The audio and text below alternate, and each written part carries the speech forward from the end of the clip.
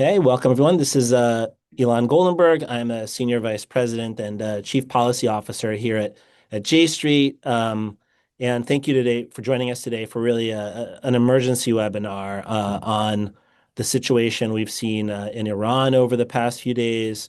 Really significant protests against the government, total internet blackout in Iran that's now been in place for a few days. And unfortunately, also in the last few days, very forceful, violent response by the government in response with reports now of, I mean, the numbers are still incredibly unclear. I think the latest, at least, numbers coming out of the regime were 3,000 people killed over the past few days. And so a lot of open questions about what this means. Where is it going? We've had many of these kinds of rounds of protests before. Is this different? Is it another round? Uh, is the regime on the verge of collapse? Are we years away from that? Or and this is false hope?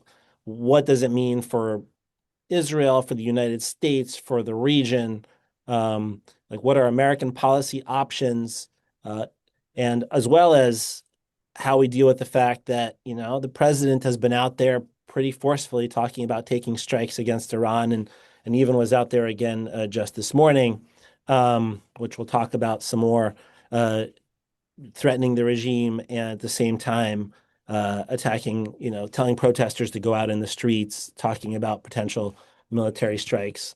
Um, it, and also questions about where this all goes from here if the Islamic Republic, if you do have some kind of shift in governance, and what does that mean, and where the scenarios or where that could be, which don't necessarily point you, I think, towards democracy, though I think obviously in human rights, which is obviously where I think most of us would like it to go, but it's unclear exactly what happens in that scenario as well. So to answer and unpack all of this, we have two incredible speakers and experts. The first is Negar Mortazavi. Negar is a senior fellow at the Center for International Policy and editor and host of the Iran podcast. She's an award-winning journalist and commentator. She grew up in Iran and in Germany and has been covering Iranian affairs from exile for over a decade. And the other expert we have with us is Nate Swanson, who's the director of the Iran Strategy Project at the Atlantic Council. He just started there very recently. Uh, Previously, he's worked on Iran inside the U.S. government for the past 15 years, mostly at the State Department, but also at the White House for a number of few years. Nate and I had an opportunity to work really closely together when I was working in the previous administration, and I always just really appreciated his expertise. So he's just out into the public space, but I think it's really important for us to also be hearing more from Nate, especially at this moment, somebody who I personally just really trust on these issues. Um,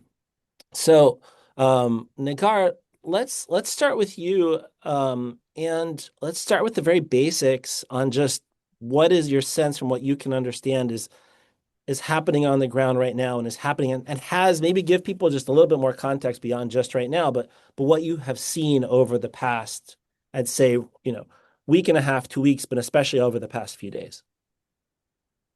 Sure. Thank you, Elon and J Street, for having this very timely event. Great to see you, Nate, again.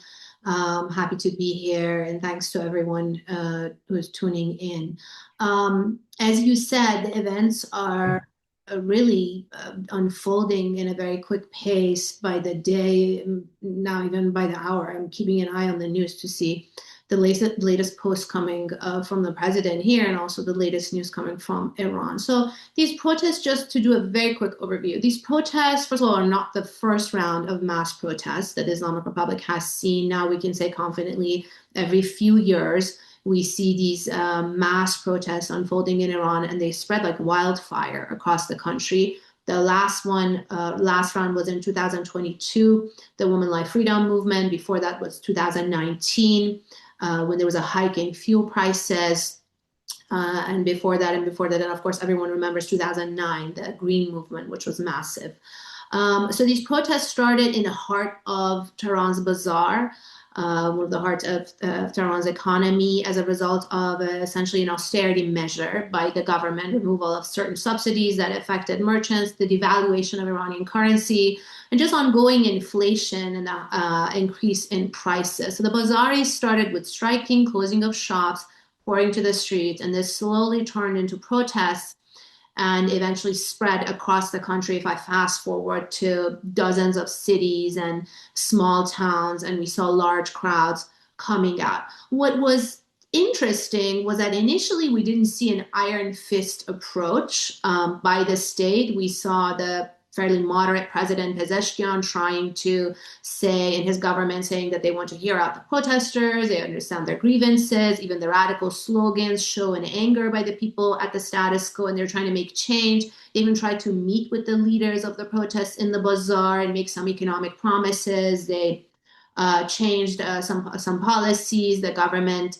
injected cash in the form of food stamps, I would compare, to a large population and tried to mitigate. But that didn't really help. And I think it also helped essentially open the space for the protests to grow. So we saw the crowd growing over the days, and then in the second week, really spreading like wildfire. And then with a little bit of a delay came the iron fist approach, which is, as we've seen with precedent, is combined with a shutting down of the communication, internet, mobile phones. Basically, very little communication was possible inside the country and also with the outside. That's also one reason why it's difficult to paint a very clear and comprehensive picture of what went on. But what's coming back to today, what we're hearing is that the death toll is very high, potentially the highest, looks like the highest of the crackdown of these mass protests. The government is also saying the state is pushing this narrative that there has been an armed element within the protest and that a large number of security forces have been killed, and trying to essentially blame that on everyone who's on the street and justify the crackdown and the killing. But the scenes that are coming from Iran, this is just very limited imaging, but it's just horrific bodies piled up in hospitals and morgues in large cities and towns in Tehran and many other cities. And we're just expecting very worse news coming as internet and communication hopefully will be restored slowly. But this is where we are, and the spark of it was an economic situation, is an economic measure or a reason, but quickly these protests become very political. The slogans are very radical, essentially targeting the very core of the system, the entirety of the system, and signaling that the status quo is just not working for many Iranians. I would say the majority at this point, working class, middle class Iranians. Yeah, and if I could actually, Nate, as I shift to you, just one reminder for our viewers, especially people are joining from different places. But if you signed up through Zoom, you can dump questions into the Q&A section, and we'll get to a point in the discussion where we go through and do that. Nate, to you, I think Negar just did a really excellent job of just describing the overall situation. What are you looking at this point to see? I mean, maybe we're kind of tipping to a different direction, but what are you looking at this point to see if this is just like the other protests and ultimately peters out, or the kind of indicators you've written some about this, that maybe this is different or could actually trigger, a transition in the regime? Yeah, thank you. And thanks for having me on. It's just a real honor to be a part of this group. So I guess I'm looking at two or three things. One, I think just, Nagar already referred to it, but just the horrific repression that we're witnessing. I mean, I think it's really important for everyone to actually watch some of these videos. I mean, this is, it's different than I think the past repression is just in sheer numbers. As you said, we don't know if it's 3,000, 12,000, or something in between. But if the Iranian government's admitting three, there's reason to believe it's higher. So the numbers are high, and I think that is worth bearing. And I think, unfortunately, that will have an impact, right? It could have a chilling effect. So I guess the two things we watched after, which could help impact the trajectory, is one is security defections and regime elite defections, and to date we have not seen that. And this has been a hallmark of past Iranian protests as well is, for the most part, the Iranian government is, not fractured. And so you had a couple defections in 2009 and not really in the past. So we haven't seen those fractures yet. And that's a big deal because I think that is the key indicator missing. You have, large scale numbers, not sure the exact totals, but potentially, 2009 levels. You have at least maybe a temporary opposition unity that's unified behind an anti-regime flavor that went to the streets, starting last week in massive numbers starting on Thursday. And then I think the other indicator you're going to want to see from what happens next is in the face of this massive repression, in the face of, I think, probably dawning on people that, Trump can't protect them. He may still take military action, but Iran, if they want to, can kill thousands of people. So I think you may see a chilling factor. So I think a really important indicator whether this keeps momentum is whether people go out onto the streets again. And that's a very hard and very deeply personal a question because Ron just showed they're willing to kill thousands of people. So I think those are the two things we want to see: if there's defections or if the protests continue to sustain large numbers. And then I guess I would just note, Iran declared victory this morning. Khamenei said, this is a great day for Iran. Basically claiming we've repressed. And so you see the president reacting to that and trying to keep the momentum up. And so I just don't know. Negar will probably have a better idea whether that actually what that does to the protesters, whether that keeps them on the street or not. So those are the two things I'm looking for, though. Yeah, and maybe for folks who aren't familiar, with the president, and this could be Negar, a good trigger. Back to you. I'm just pulling up his Truth Social tweet again. What the president said this morning, which was, "Iranian patriots, keep protesting, take over your institutions, save the names of the killers and abusers. They will pay a big price. I have canceled all meetings with Iranian officials until the senseless killing of protesters stop. Help is on its way. Make Iran great again, MIGA, President Donald Trump." Negar, what has been the role of these public statements by Trump, which he's been making for a few months now, and how is this, also to Nate's question, how is this influencing the movement, not influencing the movement? Getting people out on the street, not getting them out of the street, making a difference, not making a difference, being used by the regime and the leadership as a reason to internationalize. How do you see the role that Trump has played so far? So I think the messaging coming from the president in the US has been mixed. And this is also when you look at the track record, which has also been very mixed. The president is unpredictable. He is seen as someone who can change his mind or say something, do another. And so I would say not everything is received exactly at face value, but two audiences. There's the state, the system, the regime, and then there's the population. I think initially the message, the threat, gave confidence to part of that population of the protesters on the street that, okay, there is a higher power. We don't know how, we don't know when exactly, but maybe this higher power can come and help us against this repressive sort of medium power. And I think that threat was also received by the state as very seriously because US military action against Iran is no longer just a theory that's on an option that's on the table, which we've heard from president after president.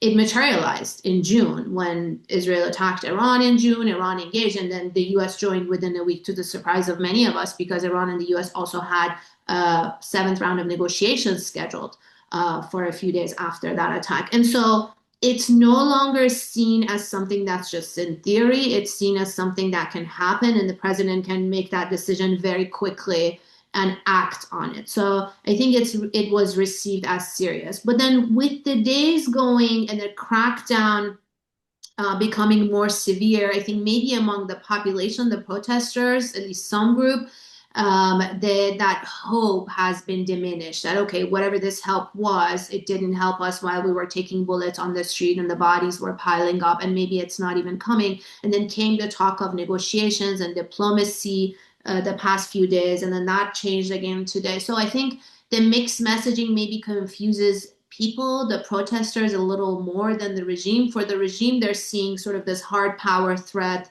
of military action, which is something I think they've taken seriously at least since June and have been preparing for, because they weren't really ready for that attack in June, and that element of surprise I think really helped the Israelis at least initially at the first a few days of the war, and it took Iranians a while to sort of regroup and calibrate and try to hit back. But this time around, the past 6 months, they've been messaging that they're ready, that that element of surprise is no longer there, that if Israel attacks them or the U.S. attacks them, they're going to respond. And I think they're serious and they mean that. And these threats coming from the president are just adding to the seriousness of that. But I think what's tricky here and a little dangerous for the protesters is that, and we've seen this in past administrations in the US, some have been more careful about this and some less, is that when this rhetoric comes, and it's not just the president, for example, former Secretary of State and former head of CIA, Mike Pompeo, also tweeted that behind every protester, there's a Mossad agent on the ground. I don't even know if that's possible, but so many protesters, probably not. But these are cues that the government takes, even if they don't take it exactly literally, they use it as an excuse against the protesters, as a narrative that would justify, at least internally, the crackdown, the violence, and the deadly, essentially the iron fist response. So if it's a threat and it's a bluff and it's not materializing, it's only giving ammunition and excuse to the system, to the regime to crack down and just get more deadly. And then we can maybe talk about the options later. I'm curious to hear what Nate thinks. But for me, it's also, I get asked this question a lot. Will the US help? Can the US help? My first question is, how? What are the options? Because the options are limited. I mean, the US military is mighty and there's so much they can do, from boots on the ground, Iraq and Afghanistan, which the president has said is not something he wants to do, to a Libya model, to Syria, to I don't know, Venezuela, but I'd like to know what the options are, and then we can decide if that's going to help or hurt. But I also want to warn that U.S. military intervention or this hard power intervention in that region in the Middle East doesn't really have a successful track record. And so we also look, I mean, part of the population, not everyone, part of the population of the protesters and also sort of that middle gray area observers among Iranians are worried because they look around at real examples, not just theory. And they don't want, for example, the country to turn into another Libya. Yes, the status quo is not working for them. There's very mass dissent and a lack of legitimacy. But for certain classes of middle class, not people tied to the regime, but middle classes, people who have a daily life, who have a sustenance, a living, a job, losing security and the country unleashed into chaos, and potentially some of these examples that they've seen in their neighbors is also not a path that is very desirable. Yeah, and that's actually a good transition, Nate, back to you, because I actually think there are a lot of options. We talked about diplomacy. There's also cyber options, various things, public statements. But I think obviously the one that comes to everybody's mind first is the military options. And Negar already asked my question for me. So Nate, over to you. If you were sitting, if you were sitting back at the White House and we had, and tasked out the Pentagon to think through like what the options might be for the president. What might those look like, and what are the pros, cons, risks? Like, are there any realistic good options? Like, how would you look at all that? Yeah, I mean, I think you need to look at it in both kinetic and non-kinetic, right? And because I mean, the president's clearly looking at it this way, right? And so on the non-kinetic side, I think there are stuff he can be doing that he's not doing there, right? That have been basically long-standing U.S. policy back to the Bush administration. I mean, and certainly coming out of 2009 protests with Obama, right? He cut funding for internet freedom. He cut funding for some of these human rights accountability measures. Like that stuff needs to be restored. Is that going to be decisive on the protests right now? Absolutely not, right? But there's just like the baseline stuff for if this, doesn't succeed and there's a next time, you need to have that stuff in place for the next time. So look, there's stuff like that they can do to be helpful. I mean, I put the tariffs, maybe is in that category as well. It's just more economic pressure. And then there's stuff, that hasn't really been done. I mean, he could do more covert stuff maybe than it's been done in the past, but I don't think any of that's decisive in any measure. So when you look at the military options, the kinetic options, they're hard, they're bad because I think, you can take a random strike at like a IRGC facility, besieged facility, LEF facility, and symbolically, it has some symbolic value, but I have a hard time really seeing that impact the protests on the ground, right? Because I think for all the points Negar, man, I think, that I don't know. I mean, strong caveat, I don't know. I'm not on the ground, I'm just talking to people who talk to people who are on the ground. But, I don't see why that would necessarily dissuade an Iranian siege member from like shooting someone, so they'll feel under attack. So I mean that's unfortunate, right? So I think unfortunately most of that, especially at this point, is largely symbolic. I mean, he can open Pandora's box potentially. I mean, maybe, and like do leadership strikes and take out Khamenei. And I think I've heard from some protesters that's what they want.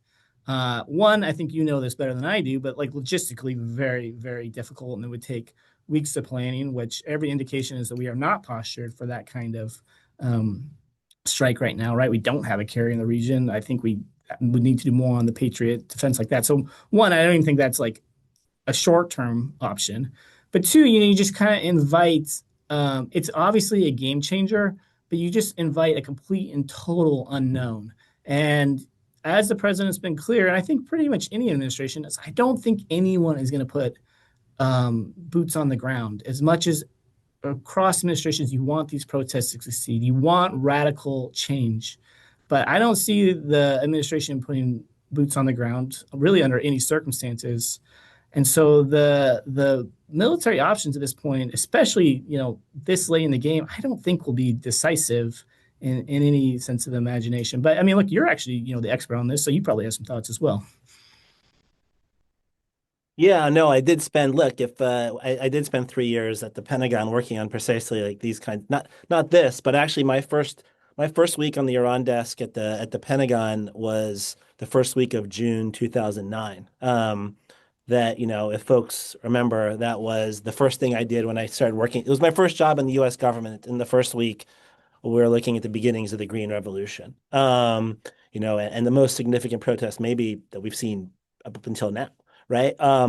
And what I would say, at least as I look at the military options, Nate, very much agree with you, right? I think the Maduro option of we're going to go in and swipe them out, like that's just not logistically feasible. Like Tehran is deep inside of Iran, and you have all these assets. Caracas is right on the border. You have all these assets that you'd have to move over there halfway around the world, and you had the element of surprise. You can only do a Maduro thing once. I can tell you, every country that has any concern that any leader who has any sense of self-preservation whatsoever after Maduro told his military to double check and take a look and make sure, what if we had to deal with this? And the supreme leader, if anything, has an incredibly high sense of self-preservation. So like that is not really a realistic option. And so you are looking at those limited strikes with the theory that maybe those limited strikes could then cause elites inside the regime to kind of say, okay, enough, let's negotiate with the Americans and kind of throw Khamenei overboard. But we don't have those relationships. I was also at the Pentagon, right, during the Arab Spring, and the Secretary of Defense I was in the office that was working on the Middle East. I was not working on Egypt, for example, but the Secretary of Defense was literally calling the leadership of the Egyptian security forces every day while the protests were going on and having long conversations with them. Like those are the kind of relationships you need where you can have an impact. We don't have any of that in Iran. If anything, we have the opposite, deep, deep suspicion, of any kind of conversation we can have with anybody in that system about where it would go. So yeah, I see, and the other danger you have, at least as I see it, on the military intervention front is there is a world where we trigger a Syria scenario where what happened in Syria is everybody jumped in and supported different actors and thought this will be enough to tip over Assad, underestimating what other actors were willing to do. We didn't, like we were we thought Assad would be gone in 6 months. We didn't calculate that Iran would throw in the way it did, that Russia would throw in the way it did, that, Turkey went in pretty heavily to try to knock out Assad. We had all these different actors, not a lot of it was not direct military intervention, but you just created an environment where you militarized everything and triggered a military stalemate, which is another way of saying a civil war. And once you start down this pathway, it's just unclear where you go. I don't, God willing, but the consequences there are profound and very negative. So there's just a lot involved with this without having any clear plan of where it's going, if you go down the military pathway. But Negar, I wanted to go back to you, on diplomacy. And Nate, this is also for you because the Iranian government has offered what appear to be diplomatic talks on the nuclear issue, which is kind of an interesting and strange time to necessarily do that. And Trump originally said yes, and then today he said no. I mean, what is your take of what the Iranian leadership is trying to do by offering that? And is there any space there to do anything right now? Just to add it two Oh, sure. finger to what we're saying Yeah. about Syria also, because I hear that example a lot, people suggesting that this may be it as a success story, but forget that Syria, like you're saying, it took almost a decade. So even if this is going a similar path, it's not going to be Syria today or yesterday. This is going to be years of potentially civil war and that chaos spreading across the neighborhood, not staying in Iran. That's why the Turks are worried. That's why the Iraqis are worried. That's why Arab countries across the Persian Gulf are worried because this will impact all of them. But to your Yeah. question, I think one thing that I would say on the Iranian side, which is sometimes overlooked, is that they have been consistent in wanting diplomacy in their own way. But they have been consistent in wanting diplomacy or preferring diplomacy over the military option, and understandingly so, because when you're the underdog going against the US military and the Israelis, potentially there's no winning that war. Yes, you can create a lot of headache, but there's no winning. And so I think Iran has been uh, showing or asking for diplomacy since President Obama. Under President Obama, the JCPOA worked, it succeeded. And then since then, I think they've been dealing with sort of this dilemma that, okay, we did this once, another president came and he pulled out just because he didn't like it, even though his own State Department and the UN watchdog were reporting that the deal is working, the inspections are going, program is civilian, etc.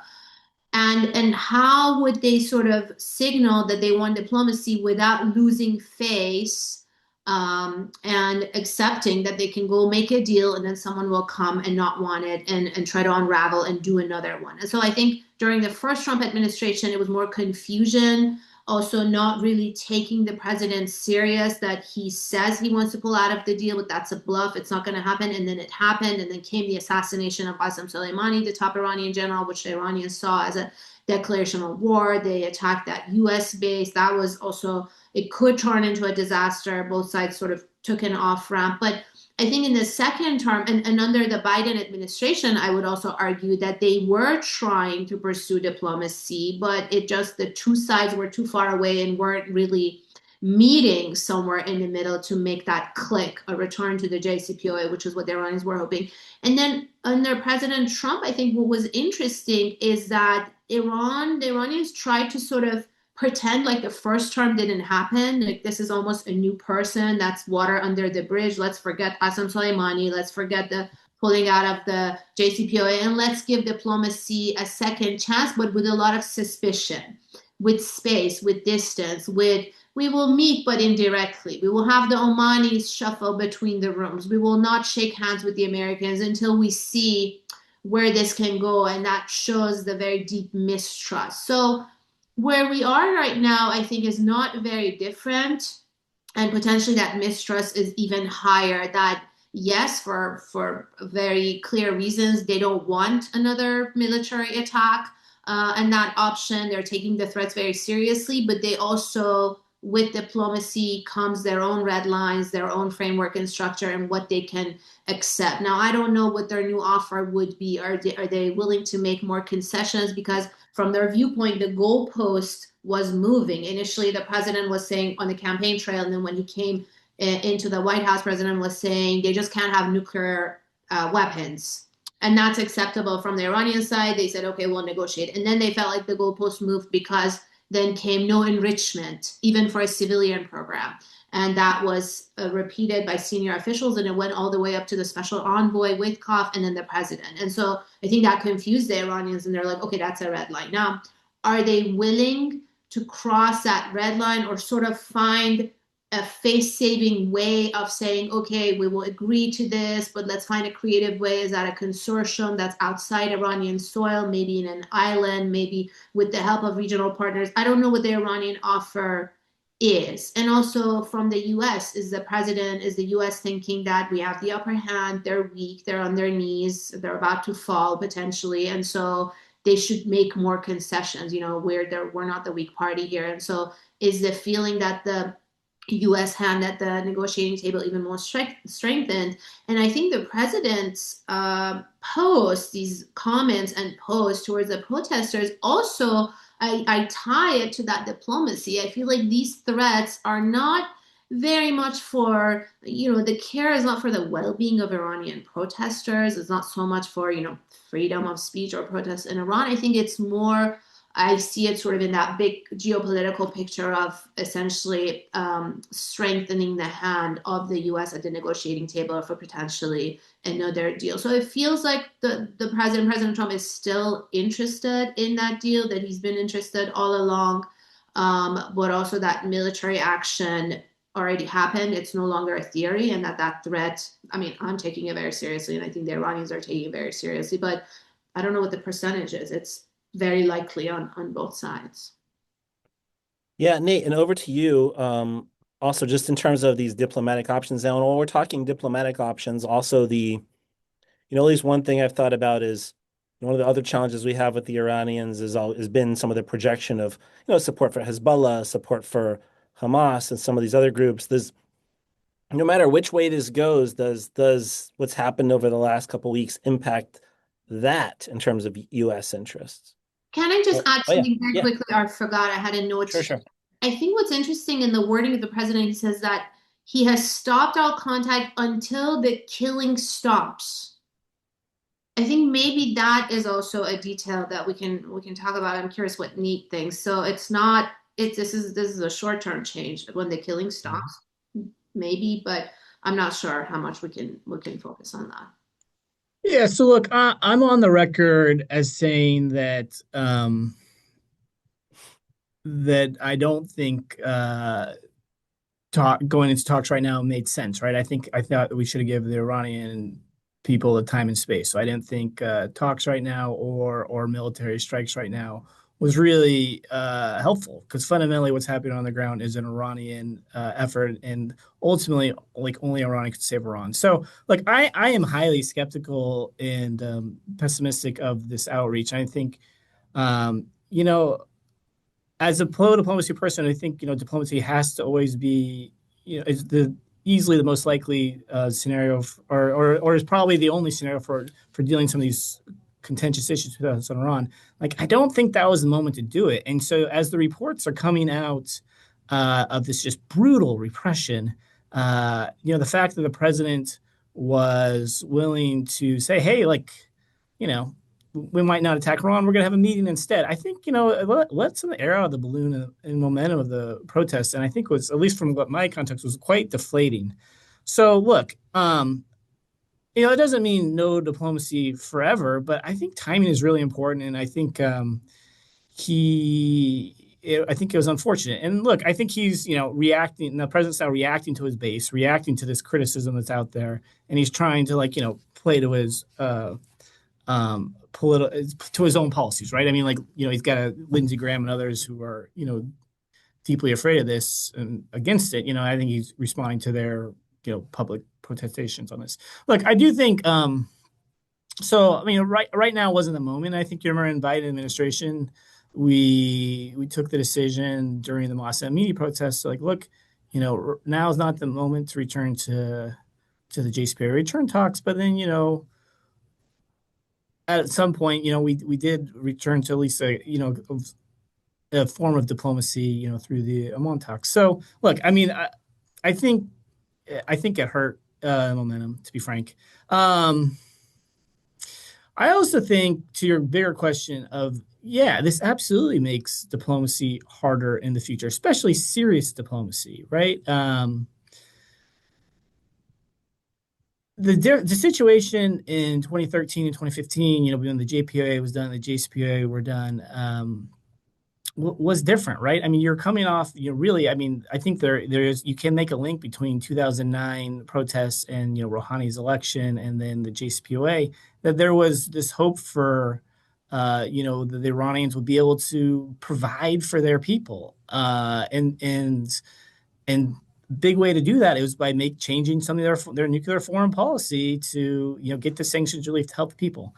I am not impressed with what I have seen from Iran, especially post June, right? I mean, you have a nuclear program that's in rubble. They're not enriching. They could have just made a deal on the status quo, and they kind of refused to do that, right? I mean, they could have. So I think I'm not sure Iran is capable of making the really hard decisions in the short term.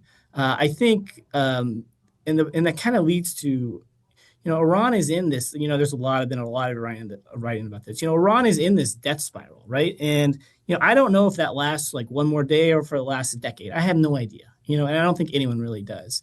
But unless they're able to make radically different decisions on what they need to do to provide for their people, it makes diplomacy really hard. And then you add the domestic element here too. I mean, like, the videos are brutal. It's going to be very hard to do, to go give these guys, significant economic relief in right after this happened. So I think it makes diplomacy harder.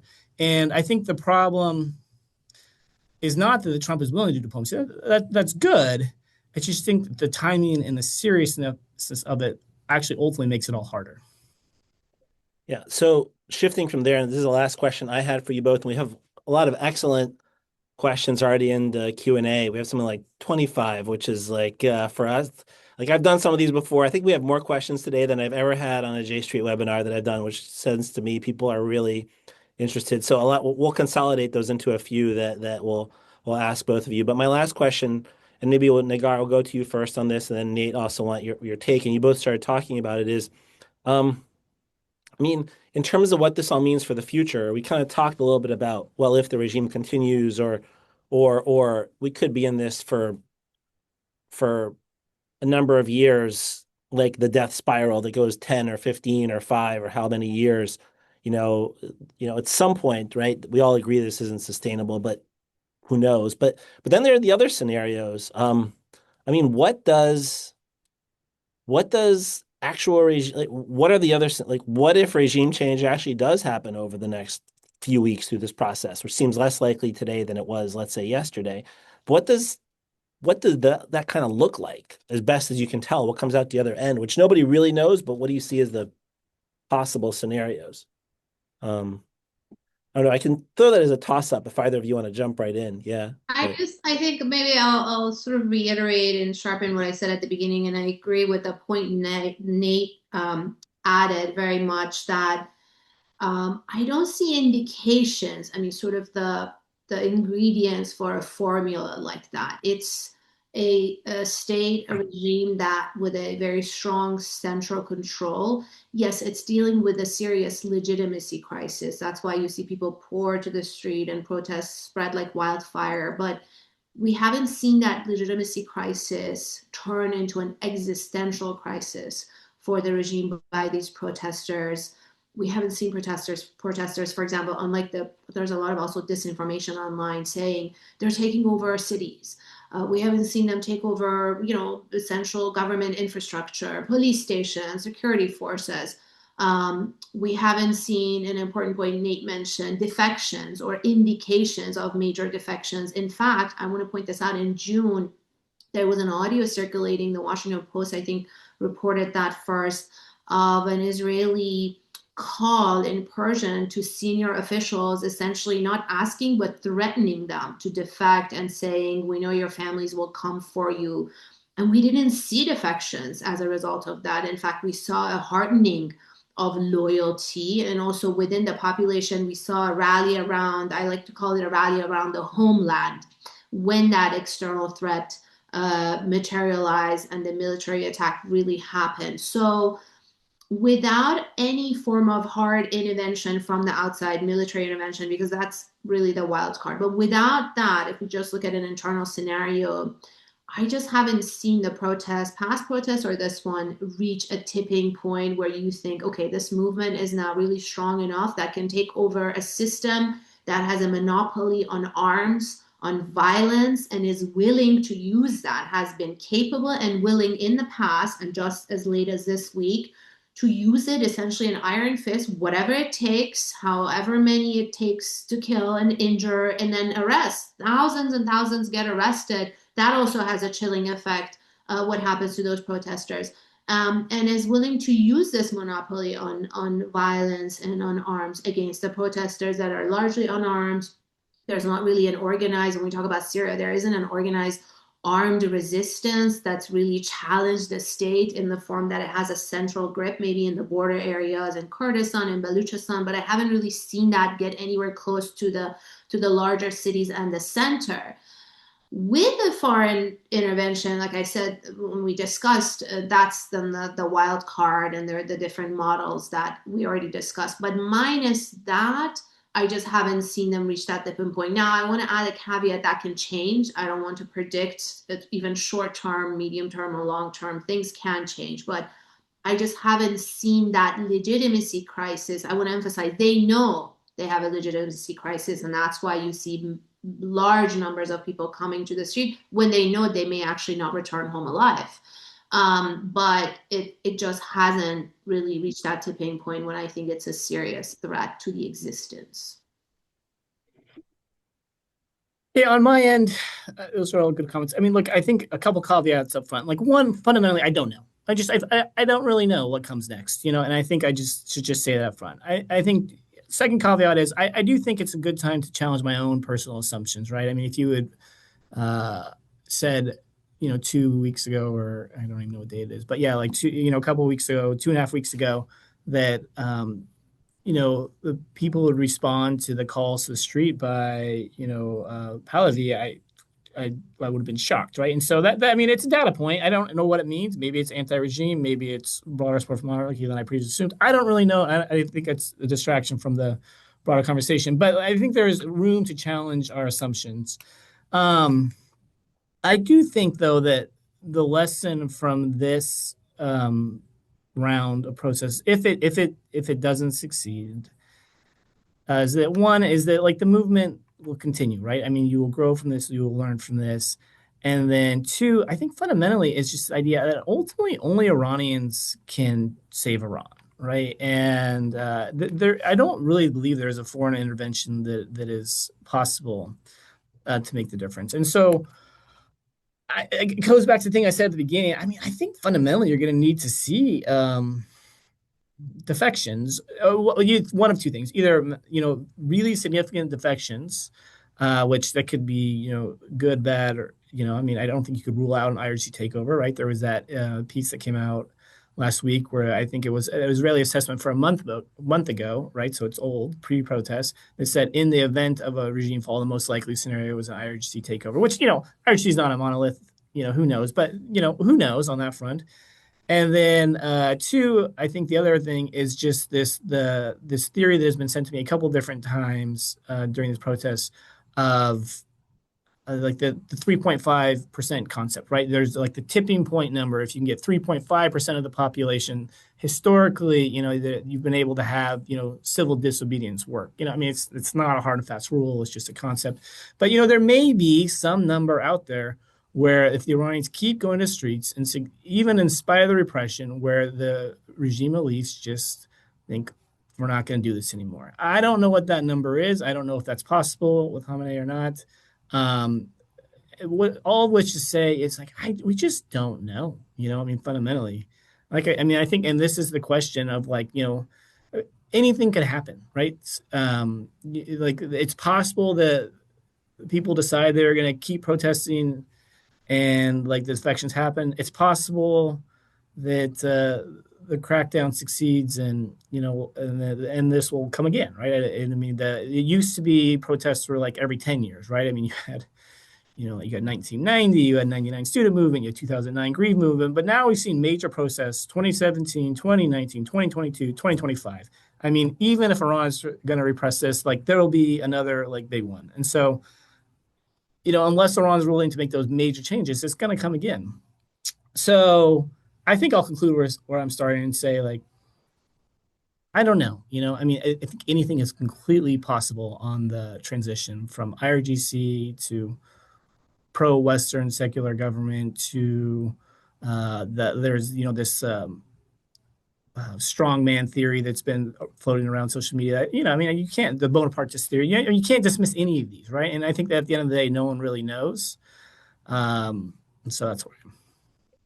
All right. So that's a good way to kind of transition to questions because I think it's true. There's a lot we don't know. But here, I'm going to go through some of the questions that we have. And Negar, I'll go to you first on this first one, which is we have a number of questions, about the Shah's son, Reza Pahlavi, and and more generally, questions about the leadership of the protest movement. Like, is there somebody leading the protest movement?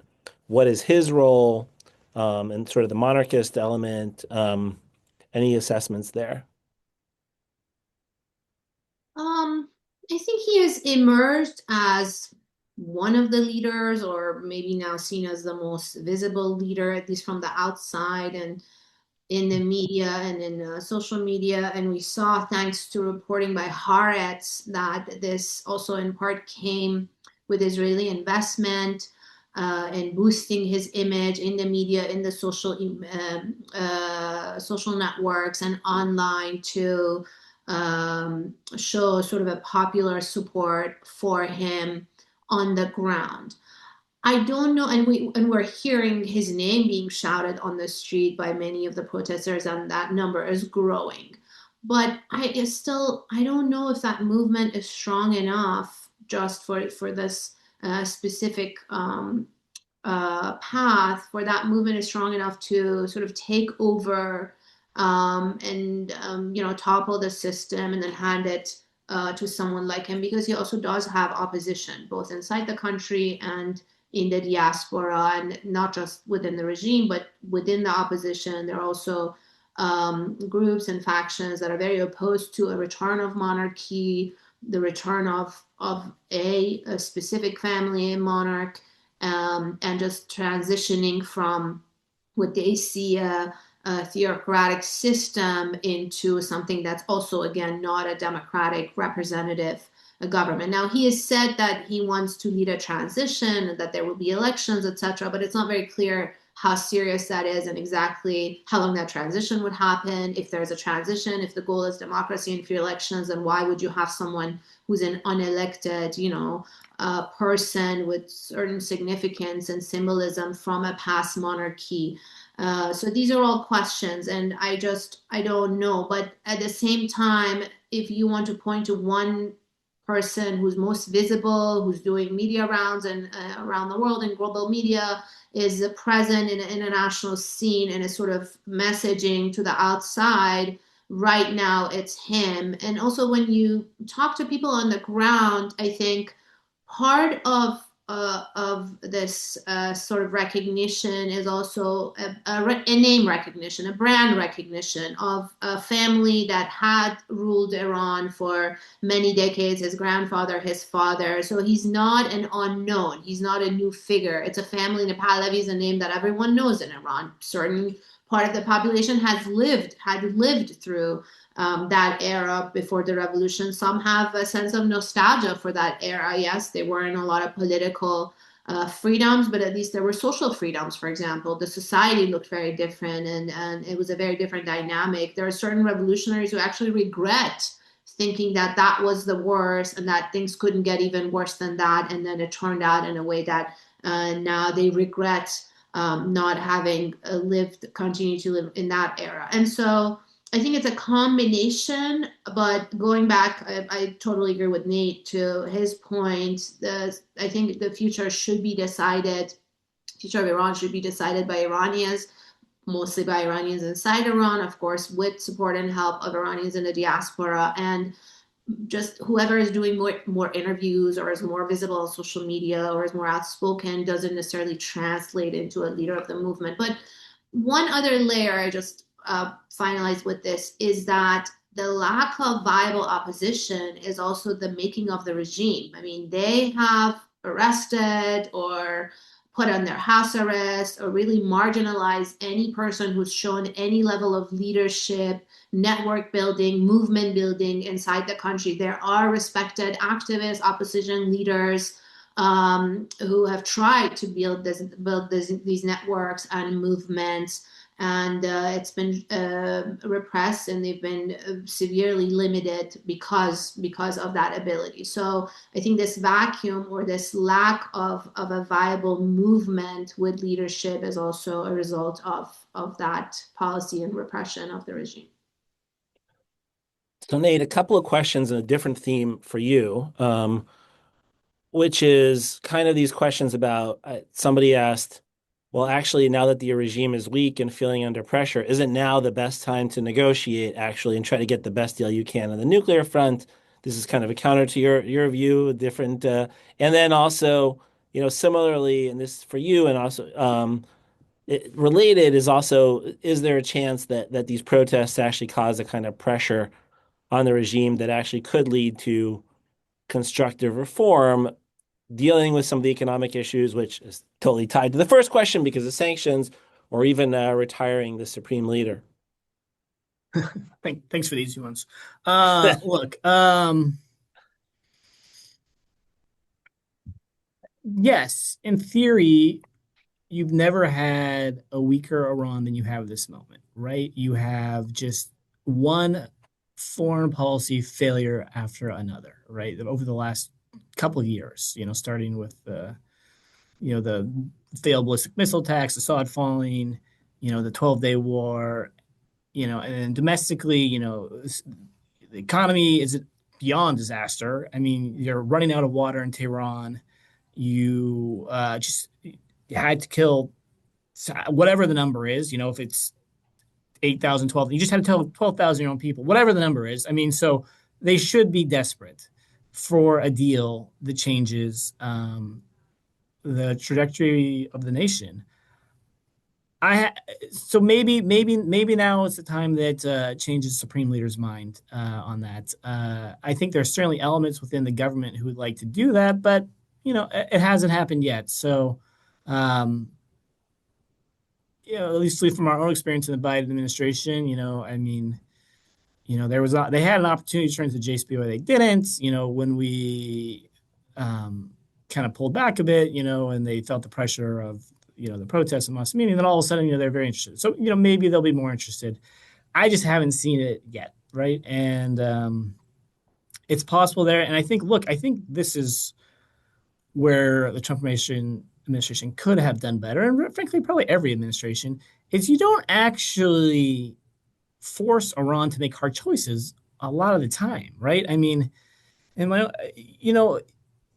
Iran, all the past negotiations have always been the U.S. putting the offer on the table and Iran responds, right? And so I don't know if that's a good method or not, but this administration chose not to do that, right? And they said, okay, what do you have in mind? And basically, there was nothing that came out of it.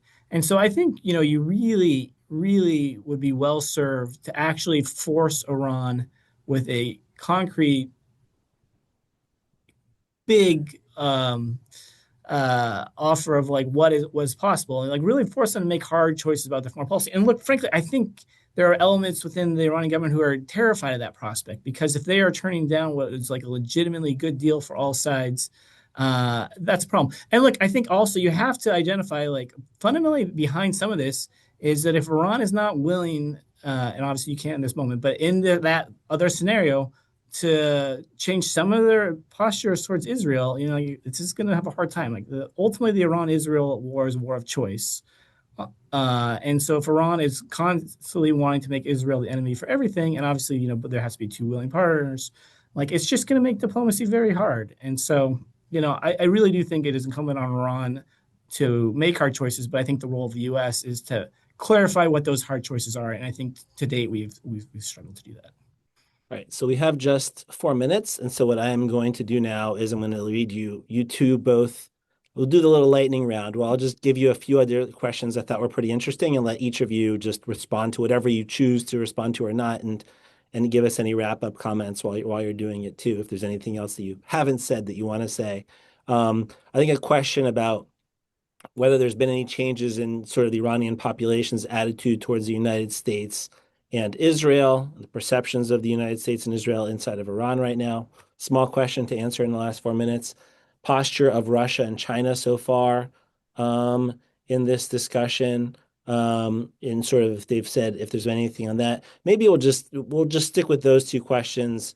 In addition to anything else you all want to kind of say as a final word. Negar, I'll go back to you and then to Nate.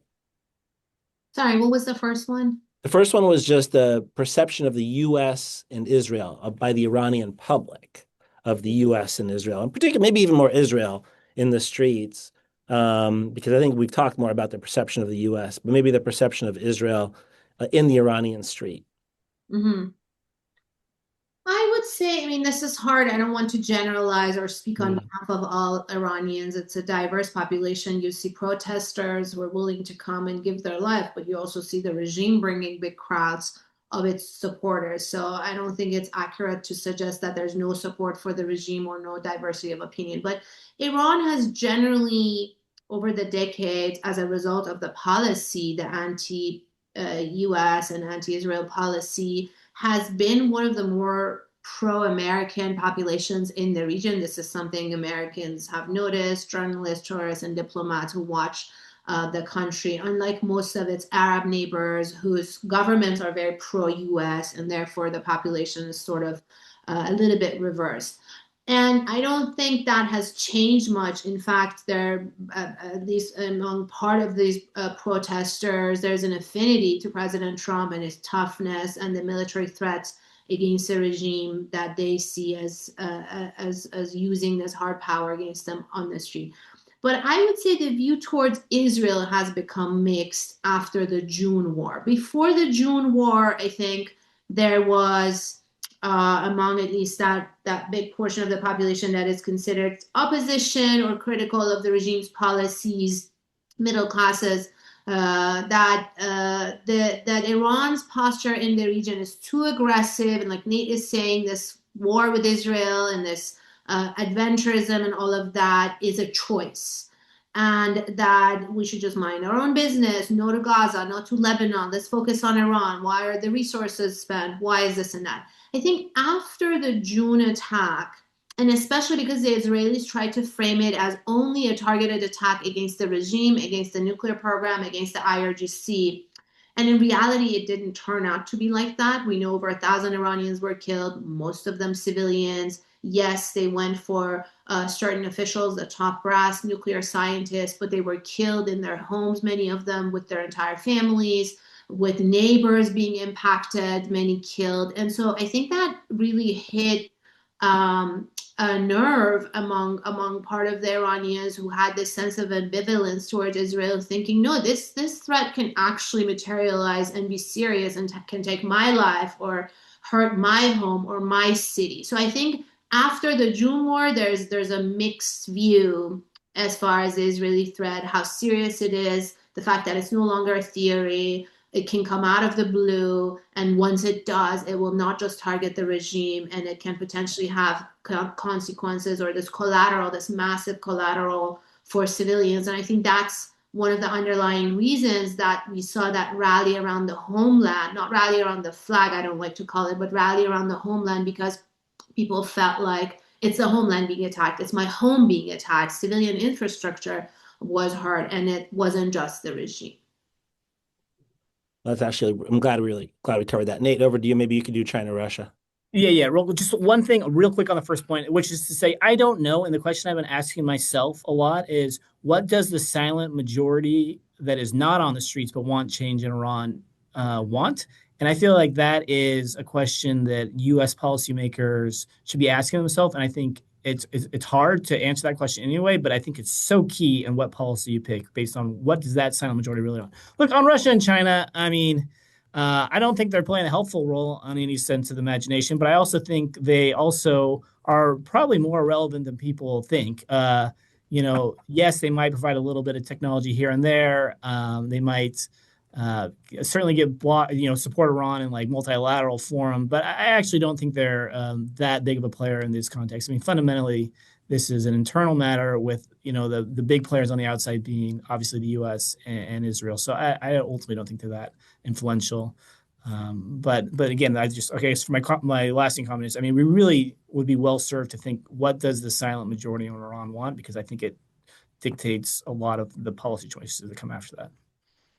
Well, that's also a good way to transition, because part of the reason that J Street exists, and a lot of what we think about, is a majority of American Jews who don't necessarily get spoken up for all the time, but you see in poll after poll kind of reflect many of the positions of J Street. So with that, I want to first thank Nate and Negar. It was really insightful, interesting, and important conversation. Just try to get a better understanding of what is actually happening and where things go. For our viewers, just I didn't say this at the beginning, but slight context: J Street, we put some commentary out, and we'll continue to follow this carefully and closely in the weeks ahead. Thus far, we've really emphasized the importance of supporting the protesters, opposing violence of the regime, and while supporting U.S. policy actions that could help the protesters and opposing military action, which we are deeply skeptical of, as you just heard in this conversation, just going in all kinds of different potentially dangerous directions and not necessarily having the outcome we want. So that's where we have been as an organization, and we'll see where we continue to be, probably in doing the kind of work that we always do, and talking to members of Congress and our own people and educating on this issue. With that, I want to say thank you again to everyone for joining us. If you're watching this on Substack, give us a little like, and you've appreciated the conversation. It helps to boost the algorithm. I cannot get off of a J Street session without encouraging people to come to convention at the end of February and early March. I should have done that earlier when we had more people on. But thanks you again, everyone, you'll have a conversation. We will have people talking about Iran at our convention. And so thanks again, everyone, for joining us, and hopefully we see positive developments over the next few days, but we'll have to wait and see. Thank you.